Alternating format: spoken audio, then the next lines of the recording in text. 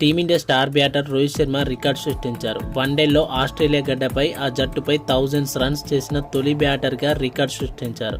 Hit man తర్వాత ఆ జాబితాలో విరాట్ కోహ్లీ ఉన్నారు.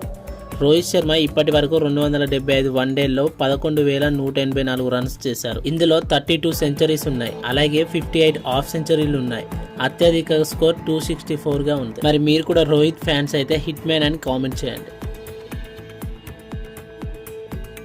వైస్ కెప్టెన్గా వైభవ్ సూర్యవంశీ. మరి అదేంటో తెలుసుకునే ముందు మీరు మన ఛానల్ని సబ్స్క్రైబ్ చేసుకోండి. 14 ఏళ్ల వయసులోనే తన అద్భుతమైన బ్యాటింగ్తో క్రీడా ప్రపంచాన్ని మెప్పించిన వైభవ్ సూర్యవంశీకి బీహార్ క్రికెట్ అసోసియేషన్ ప్రమోషన్ ఇచ్చింది.